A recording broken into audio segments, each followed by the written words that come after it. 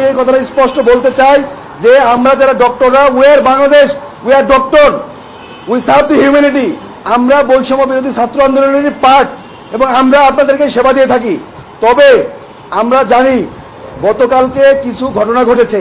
প্রথম ঘটনা, আমাদের নিউরো সার্জারি বিভাগের একজন রেসিডেন্ট, সে রুগীকে অপারেশন করার জন্য অপারেশন থিয়েটারে যায় এবং সেখান থেকে রুগীর লোক তাকে বের করে তার উপরে ধস্তাধস্তি করে, তাকে মারে এবং তাকে সেভ করার জন্য আমাদের আরেক ডক্টর ওখানে যান এবং যাওয়ার পরে তাকে আক্রমণ করে অতর্কিত হবে এবং তার কলার ধরে 208 নম্বর অপারেশন থিয়েটারের সামনে থেকে ডিরেক্টর স্যারের রুমের সামনে নিয়ে আসে 200 থেকে 300 মিটার মারতে মারতে, এবং এখানে নিয়ে এসে তারা ক্ষান্ত হয় নাই। ডিরেক্টর স্যারের রুমের সামনে যে পিএ আছে সেই চেয়ারে বসেছিলেন এবং এই পিএর চেয়ারে তার উপরে আক্রমণ করা হয়। আমরা দফায় দফায় বৈঠক করেছিলাম এবং বৈঠক শেষে আমাদের দুইটা সিদ্ধান্ত হয়েছে।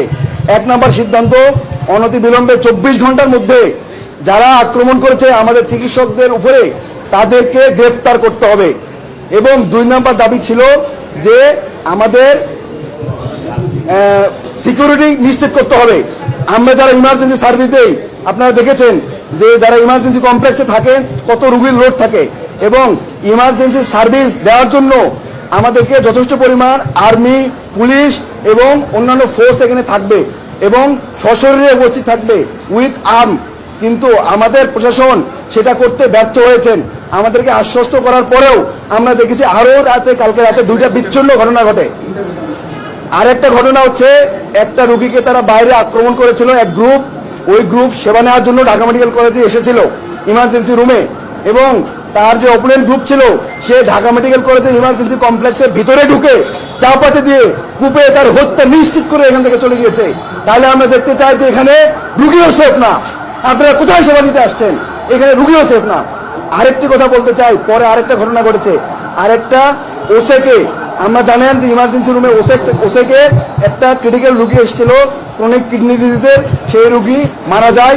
মারা যাওয়ার পরে এই রুগী মারা যাওয়ার পরে আমার ডক্টর, ইমার্জেন্সি মেডিকেল অফিসার এবং অন্যান্য ডক্টরের উপরে হামলা হয় এবং ইমার্জেন্সি কমপ্লেক্স ওসেক ভাঙচুর করা হয়। তাই আমরা দেখতে পাই যে এখানে ডক্টর, রুগী কেউই নিরাপদ না।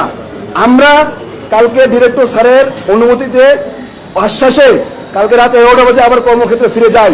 আমরা সকাল 8টা পর্যন্ত ইমার্জেন্সি সার্ভিস দিয়েছি, সারা রাত ধরে অপারেশন করেছি, আমরা হাসপাতালে ছিলাম, আমরা দেখেছি, রুগীকে সেবা দিয়েছি। স্যারের কথা আশ্বস্ত হয়ে যেহেতু আমরা কাজ করেছি, কিন্তু আমরা কোনো সিকিউরিটি ফোর্স এখানে ভিতরে দেখি নাই। সিকিউরিটি ফোর্স তারা বাইরে ছিল, কিন্তু ইমার্জেন্সি কমপ্লেক্সের সামনে সশরীরে উইথ উইপন্স থাকার কথা ছিল, আমরা সেটা দেখি নাই। তাই আমরা বাধ্য হয়ে নিজের সিকিউরিটির জন্য আমরা আজকে থেকে কর্মবিরতিতে যাচ্ছি। আমরা 2টা থেকে প্রোগ্রাম রেখেছি বাগানগেটে। আপনাদেরকে অনুরোধ করব আপনারা সবাই থাকবেন এবং আমাদের দাবি দেওয়া সহ আমরা আপনাদের কাছে আবার ব্রিফ করব। ধন্যবাদ। সকল ব্যাপারে আমি প্রশ্নের উত্তর দিব 2টা বাজে, আপনারা সবাই থাকবেন প্লিজ। আমাদের এখনো শুরু হয় নাই। সারা বাংলাদেশের সমস্ত চিকিৎসক, সরকারি বেসরকারি সবাই, আপনার যদি কোনো প্রশ্ন থাকে প্লিজ আমাদেরকে 2টার পরে করবেন। আমাদের সমস্ত ডক্টররা জমায়েত হবে 2টা বাজে এবং তারা থাকবেন ঢাকা মেডিকেল কলেজ বাগানগেটে 2টা বাজে। আমরা আপনাদের কাছে আবার প্রেজেন্ট করবো, আপনাদের প্রশ্নের উত্তর শুনবো এবং উত্তর দিব। ধন্যবাদ।